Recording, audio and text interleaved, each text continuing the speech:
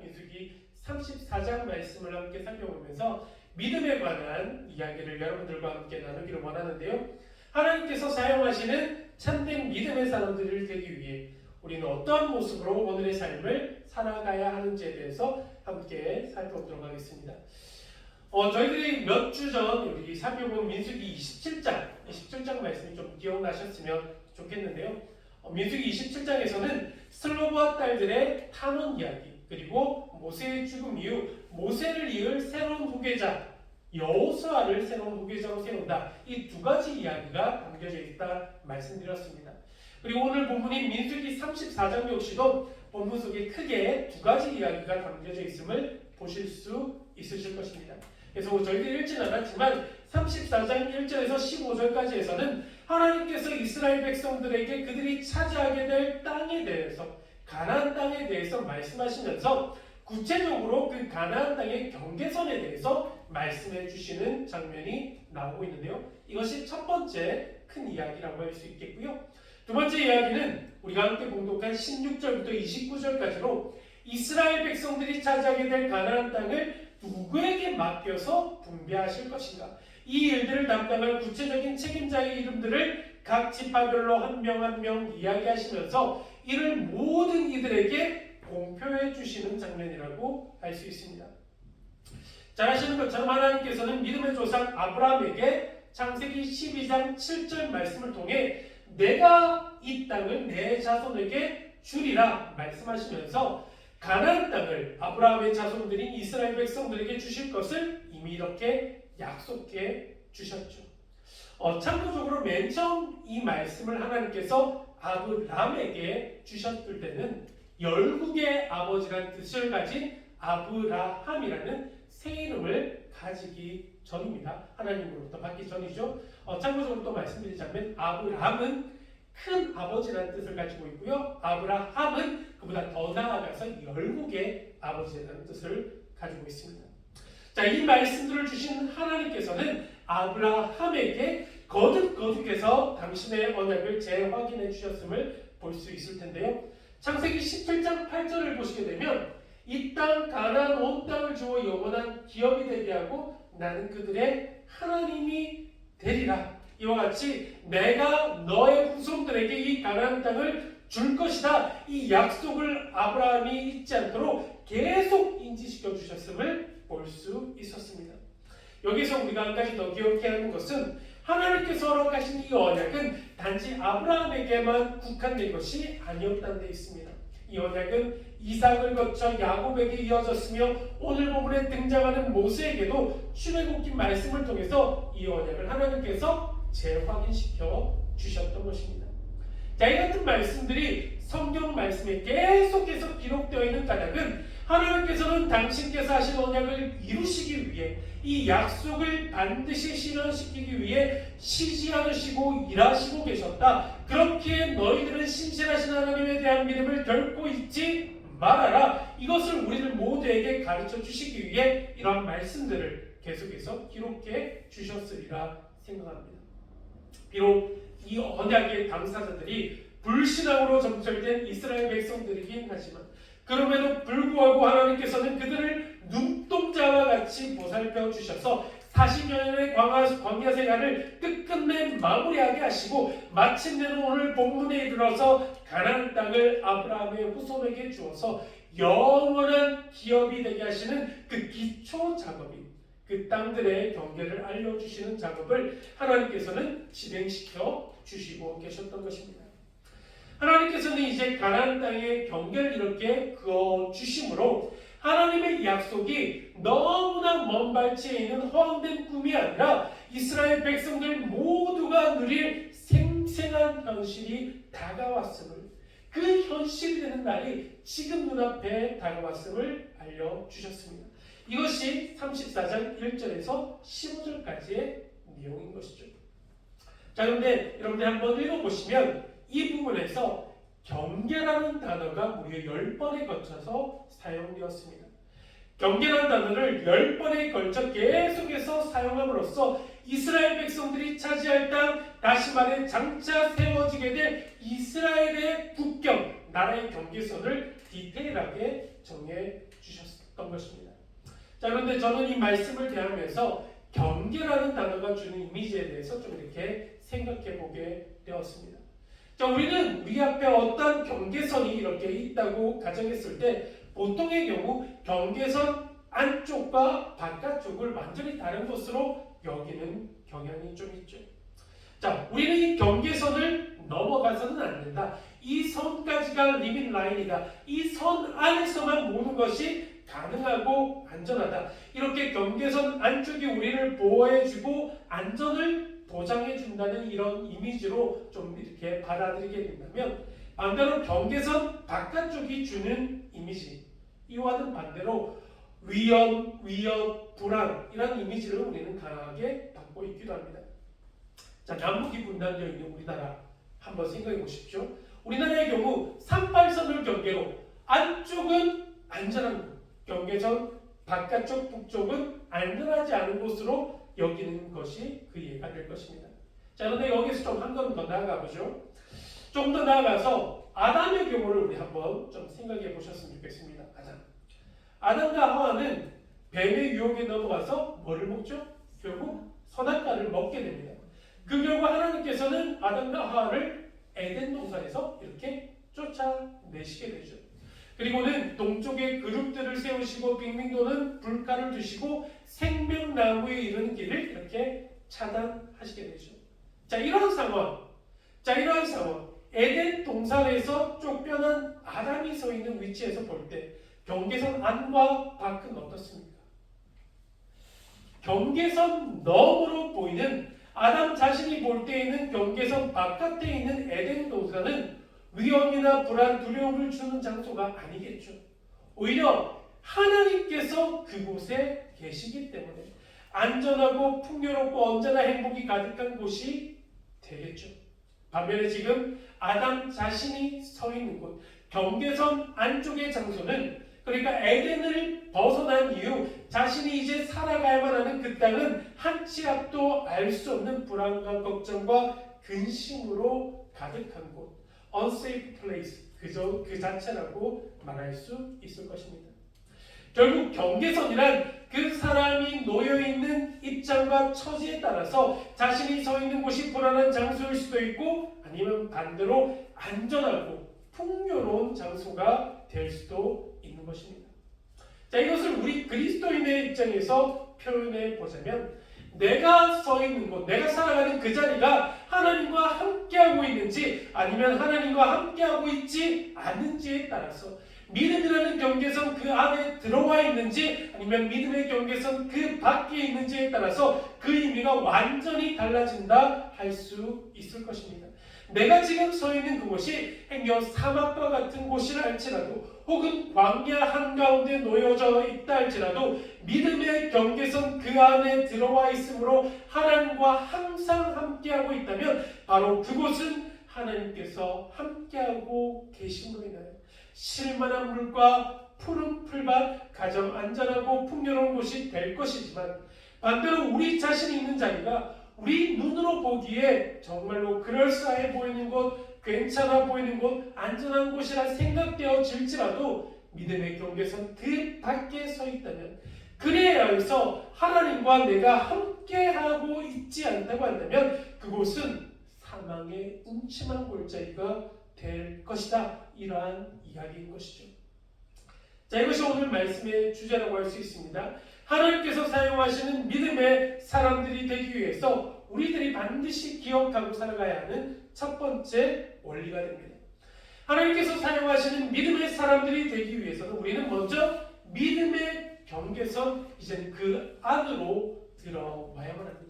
믿음을 해야 하는 경계선이 있다고 한다면 이제는 그 밖에 서 있는 것이 아니라, 그 경계선에서 왔다 갔다 줄타리기 하는 것이 아니라 이제는 믿음의 경계선 그 안으로 들어와야 한다는 것입니다.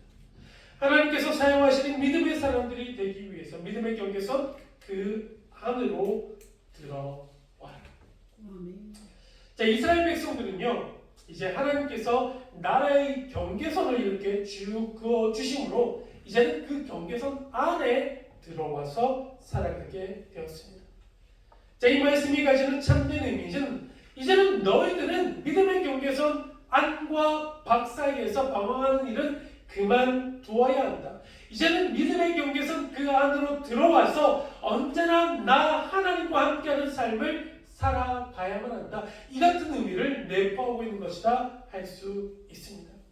이 같은 의미와 같이 이스라엘 백성들은 경계선을 그어주신 그 하나님을 기뻐하고 찬양하고 감사해야 할 뿐만 아니라 믿음의 경계선 사이의 방황을 끝내고 믿음의 경계선 그 안으로 들어와서 하나님과 함께하는 일에, 하나님과 언제나 동행하는 일에 최선을 다하는 삶을 살아가는 것이 마땅했습니다.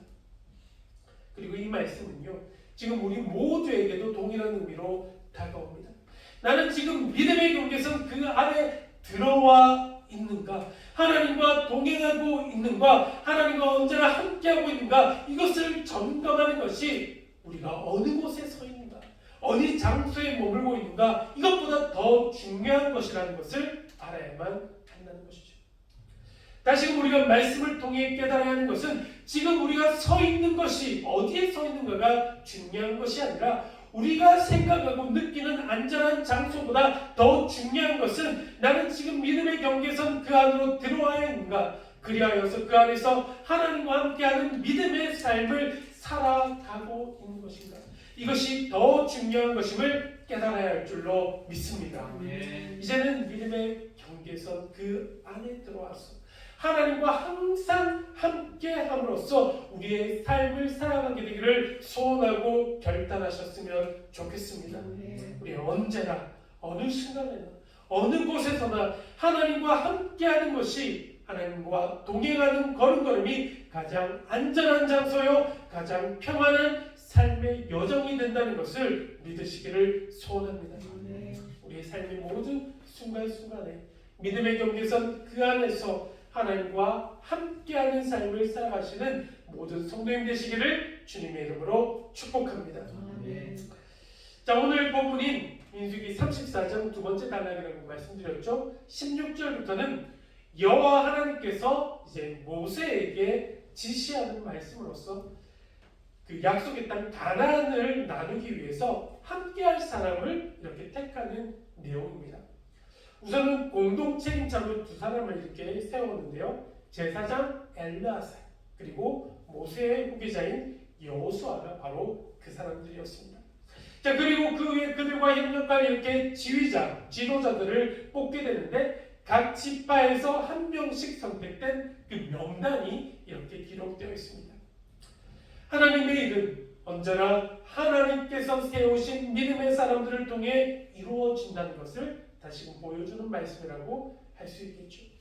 하나님은 언제나 하나님의 말씀에 순종하고 하나님을 경외하는 믿음의 사람들을 찾으시고 또 우리가 그러한 믿음의 사람들이 되기를 원하시고 계십니다. 자, 하나님께서 사용하시는 믿음의 사람들이 되기 위해 자, 두 번째, 우리는 어떻게 해야 하는가? 믿음이라는 명단이 있다면 그 믿음의 명단에 우리의 이름을 올려야만 합니다. 믿음의 명단이라는 그 명단에 우리의 이름을 올리는 것이 너무도 필요합니다. 믿음의 명단을 이름을 올려라. 자, 본문 17절부터 19절까지 말씀 우리 한번 쭉 이렇게 보았으면 좋겠습니다. 너에게 땅을 기업으로 나눌 자의 이름은 이러하니 제사장 엘르아살과 눈의 아들 여호수아니라. 너희는 또 기업의 땅을 나누기 위해서 각 지파에서 한 지휘관씩 택하라. 그 사람들의 이름은 이러하니 유다 지파에서는 여분네 아들 갈렙이요. 자, 오늘 말씀 그 뒤에 말씀까지 쭉 보시게 된다면 사람들의 이름이 쭉 이렇게 나오고 있죠. 제사장 엘르아살과 여호수아를 필두로 해서 이미 요단 동쪽 지역을 기업으로 받은 르우벤과 갓 지파를 빼고 10개 지파와 그들이 뽑은 지휘관들의 이름이 이렇게 쭉 이렇게 나오고 있습니다. 자, 이 명단은 어떠한 것인가? 앞서도 말씀드린 것과 같이 너희에게 땅을 기업으로 나눌 자의 이름, 즉 가나안 땅으로 들어가서 그 땅을 차지하고 그 땅을 나누어 가진 일을 담당할 대표자의 이름들이 쭉 나열되어 있는 것입니다. 저는 이 명단을 믿음의 명단이다 이름 붙이고 싶습니다. 믿음의 명단. 40여 년 동안 광야에서 믿음의 훈련을 잘 하였더니 하나님께서 이제 끝을 내라. 광야 생활을 끝을 내고 이제 가나안 땅을 줄 것이니 그 땅에 들어가서 살아라 말씀하십니다. 그리고 그 일을 할 책임자의 명단은 다음과 같이 말씀하시면서 이렇게 이름을 불러주셨던 것입니다. 자, 근데 여러분들이 민수기 13장 말씀을 한번 좀 떠올려 보시면 오늘 말씀과 좀 비슷한 장면이 나오고 있음을 이렇게 기억하실 수 있을 겁니다. 여기에도 비슷한 장면이 나오고요. 또 비슷한 명단 역시 또 다른 명단 역시 나오고 있습니다. 이 명단은 어떤 명단인가? 바로 12 정탐꾼들의 이름들. 가나안 땅을 정탐하기 위해서 세운 12지파를 대표하는 대표자의 명단이 바로 그것입니다. 오늘 본문과 민수기 13장은 서로 두 다른 명단이지만 목적은 똑같습니다. 가나안 땅에 들어가기 위해 중요한 일을 책임지라는 것이었죠. 자, 그런데 여기서 재미있는 것을 우리가 한 가지 발견하게 됩니다. 이 두 명단에 똑같이 들어가 있는 사람들이 있다는 것을 발견하게 됩니다. 두 사람 누굴까요? 똑같은 이름. 여호수아, 갈렙. 여호수아와 갈렙 두 사람이죠. 에브라임 지파의 여호수아, 여분네 아들, 눈의 아들 갈렙. 13장에서 40년의 세월이 흐른 후에 34장 명단에도 동일하게 그 이름이 들어가 있는 것입니다. 자, 잘 아시는 내용이지만 민수기 13장 내용을 다시 한번 말씀드리자면 하나님께서는 이스라엘 백성들에게 내가 젖과 꿀이 흐르는 가나안 땅을 너에게 줄 것이니 너희는 가서 그 땅을 차지하라 말씀하시고 그 땅을 정탐할 12명의 대표자, 지파 대표를 뽑으라 말씀하십니다. 자, 그런데 이렇게 뽑힌 대표자들이 가나안 땅에 들어가서 정탐을 하고 난 뒤에 백성들에게 이렇게 이야기하죠. 하나님은 우리에게 그 땅을 주시겠다 말씀하시지만 우리는 절대 그 땅에 못 들어갑니다. 그 땅을 살펴보니 성은 너무 높고 튼튼하고 군사들이 많습니다. 그 땅은 하나님 말씀대로 참 좋은 땅이지만 그 땅에 우리는 결코 못 들어갑니다. 이러한 이야기를 하게 되고 백성들은 이 이야기를 듣고 통곡을 하게 되죠. 그때 유다 지파의 대표 갈렙은 다음과 같이 이야기를 합니다. 아닙니다. 하나님께서 말씀하신 그대로입니다. 그 땅에 우리가 들어갈 수 있습니다. 이제 하나님께서 말씀하신 대로 그 땅에 들어가기만 하면 하나님께서 약속하신 대로 그 땅을 우리에게 주실 것입니다. 이렇게 이야기하지만 대다수의 백성들은 다수의 정탐꾼들이 보고한 그 보고를 듣고 겁에 질려버립니다. 그래서 그들은 하나님을 원망하게 되고 불평하게 되고 그 벌로 광야를 정탐한 날수인 40일을 하루를 1년으로 쳐서 40여 년 동안 방황을 하게 됩니다. 이 때문에 여호수아와 갈렙 이 두 사람만을 제외하고 출애굽 1세대들은 약속의 땅 가나안에 들어가지 못한 채 광야에서 모두 다 죽게 된 것입니다. 다시 오늘 본문인 34장으로 돌아와서 민수기 13장 사건이 있은 후 이제 40여 년의 시간이 흐릅니다. 하나님께서 다시 말씀하십니다. 그 땅에 들어가라. 그리고 각 지파의 땅을 기업으로 나눌 대표자들을 택하여 세우라 말씀하십니다. 그래서 13장에 이어서 두 번째로 다시 가나안 땅에서 중요한 책임을 맡을 사람들이 세워진 것입니다. 본문을 보니 그때 믿음으로 가나안 땅에 들어갈 수 있다 말했던 여호수아와 갈렙은 그대로 남아있고 나머지는 새로운 사람으로 채워져 있습니다.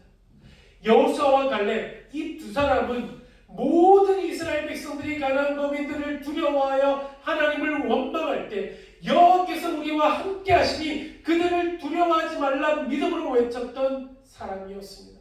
13장 내용과는 달리 34장에 나오는 여호수아와 갈렙을 포함한 두 번째 명단에 있는 사람들은 믿음으로 가나안 땅에 훌륭하게 들어갔고 믿음으로 가나안 땅을 점령하고 그 땅을 분배하는 역할을 아름답게 감당하게 됩니다.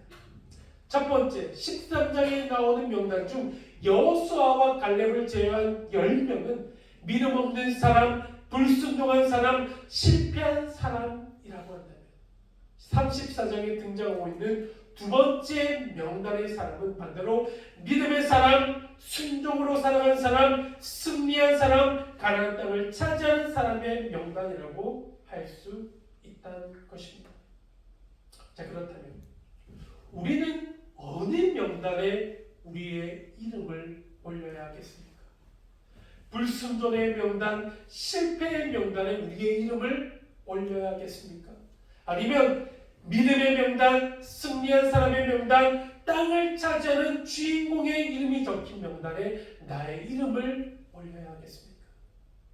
저는 말하기를 사랑하는 모든 성도님들 이 믿음의 명단에 자신의 이름을 올려놓게 되기를 주님의 이름으로 간절히 축복하며 축원드립니다. 아멘. 매주 하나님 전으로 나와 전심을 다해 예배드리는 믿음의 사람, 끊임없이 하나님 앞에 나와 기도하는 믿음의 사람, 하나님께서 말씀하신 것이라면 그 어떠한 것이든 순종하며 살아가는 믿음의 사람, 그리하여 끝끝내 하나님께서 허락하실 승리를 쟁취하시는 믿음의 사람들 되시기를 다시 한번 주님의 이름으로 축복합니다. 아멘. 하나님께서 사용하시는 믿음의 사람들이 되기 위해서 우리는 이 믿음의 명단에 우리의 이름을 올려야만 한다는 것이죠.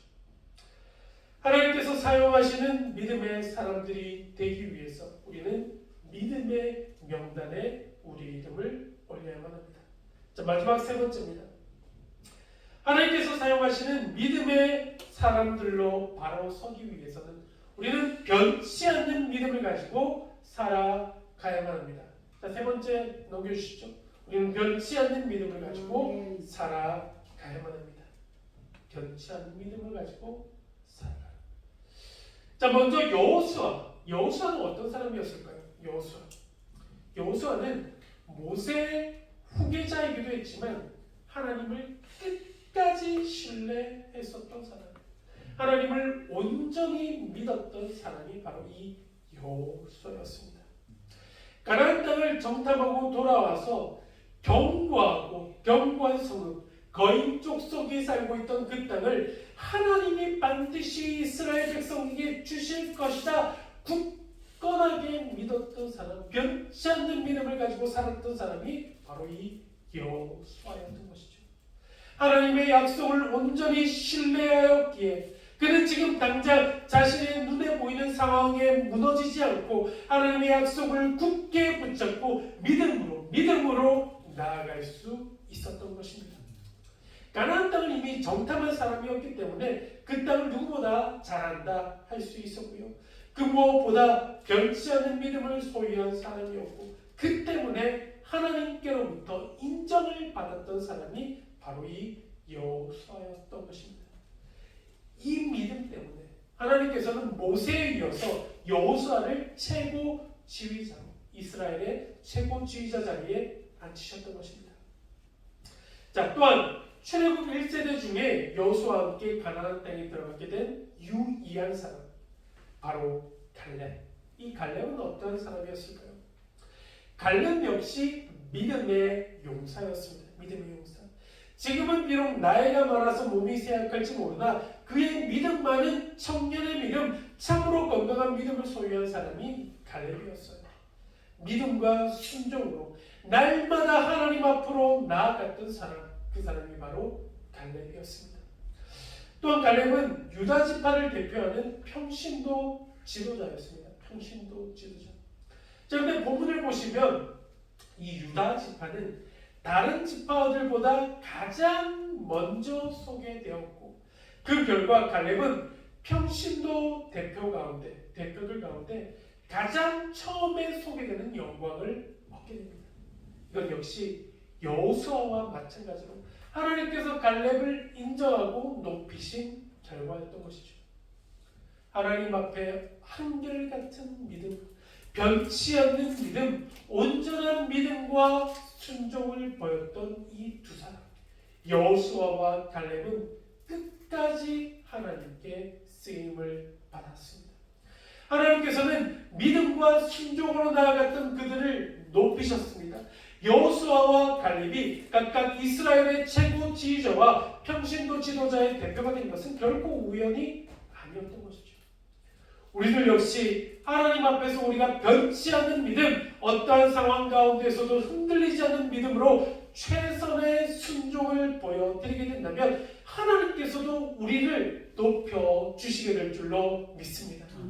자, 그렇다면 어떻게 사는 것이 변치 않는 믿음을 보여주는 삶이라고 할 수 있을까요? 어떻게 살아가는 것? 어떤 방법이 쉽습니다. 우리의 믿음대로 하나님께서 주신 말씀대로 살아가면 됩니다. 나는 크리스천이다. 크리스천으로서 부끄럽지 않는 삶을 살아가는 것. 사람들에게 나는 크리스천입니다. 크리스천임을 당당하게 나타내 보이며 살아가면 되는 것입니다. 가끔 보면요, 저 사람들 예수를 믿나? 예수를 믿는다는 것이 전혀 믿기지 않는 사람들이 있습니다. 대화하다 교회 이야기가 나서 나도 교회를 다니는데 이런 이야기가 나오면 어떻게 너 같은 사람이 교회를 다니니? 최소한 우리들이 이런 이야기를 듣지 않는 삶을 살아가야만 한다는 것이죠. 우리는 지금 하나님께서 사용하시는 믿음의 사람들입니까? 우리는 지금 어디에 우리의 이름을 새겨놓고 있습니까? 믿음 없는 사람들의 명단, 불순종하는 사람들의 명단, 가나안 땅을 밟지 못하는 자들의 명단에 우리의 이름을 새겨 놓을 것입니까? 아니면 여호수아와 갈렙과 같이 또 다른 10명의 명단과 같이 믿음의 사람들의 명단에, 순종의 사람들의 명단에, 승리자의 명단에, 가나안 땅에 들어가는 사람들의 명단에 우리들의 이름을 새겨 놓을 것입니까? 우리 모든 모퉁이돌 교회 성도님들은 여호수아와 갈렙과 같이 믿음의 명단, 순종의 명단, 승리자의 명단, 그리하여서 하나님께서 사용하시는 사람들의 명단, 생명책 명단의 이름을 올리는 믿음의 사람들 되시기를 주님의 이름으로 축복합니다. 아멘. 오늘 말씀에서 하나님께서는 믿음으로 살아가는 당신의 백성들에게 약속하신 모든 것들을 다 준비해 놓으셨다, 예비해 놓으셨다는 것을 보여주십니다. 아브라함과 이삭과 야곱에게 및 가나안 땅을 약속해 주셨죠. 그리고 하나님께서는 애굽의 노예로 살아가는 이스라엘 백성들에게 때가 되자 출애굽하게 하여 주셨습니다.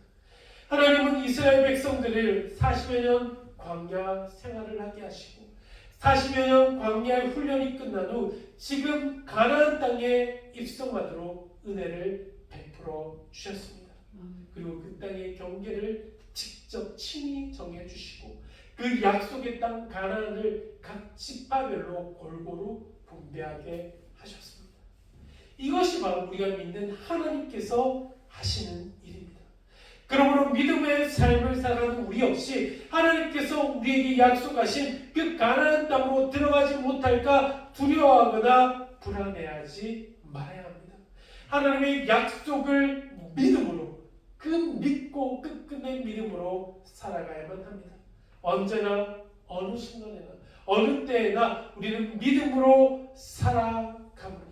하나님께서 사용하시는 사람들, 하나님의 뜻을 이루어 나가는 여호수아와 갈렙과 같은 믿음의 사람들 되시기를 우리 주님의 이름으로 축복하며 축원드립니다. 아멘. 하나님, 오늘 주신 말씀을 통해 우리가 어느 쪽에 위치해야 할지 그것이 중요한 것이 아니라 하나님과 언제나 함께하는 삶을 살아가는 것이 그 무엇보다 중요하다는 사실을 깨닫게 됩니다. 하나님, 우리가 믿음의 경계선 그 위에서 방황하는 삶을 살아가고 있었다면 이제는 언제나 하나님과 함께하는 믿음의 삶으로, 믿음의 경계선 그 안으로 들어와 하나님과 언제나 함께하는 삶을 살아가는 저희들 모두 되도록 인도하여 주시옵소서. 아멘. 특별히 우리가 소원하는 것은 믿음의 명단에 우리의 이름을 올려놓게 되기를 소원합니다. 아멘. 믿음의 명단, 순종자의 명단, 하나님을 끝끝내 신뢰했던 사람들의 명단, 그리하여 가나안 땅을 밟는 승리자의 명단에 우리들의 이름을 올려놓게 하셔서 여호수아와 갈렙과 같이 하나님께서 끝까지 귀하게 사용하셨던 그 같은 사람으로 살아가도록 인도하여 주시옵소서. 아멘. 이제 우리 주 예수 그리스도의 은혜와 하나님 아버지의 극진하신 사랑하심과 성령님의 감화감동 교통하심의 은혜가 이제는 믿음의 명단에 우리들의 이름을 올려 여호수아와 갈렙과 같이 하나님께서 끝까지 사용하셨던 신실한 사람으로 우리의 삶을 살아내기를 소원하는 이 자리에 머리 숙인 모든 성도님들의 삶과 삶의 자리 가운데 지금부터 영원토록 함께하여 주시기를 우리 주 예수 그리스도를 받들어 간절히 축원드리옵나이다. 아멘.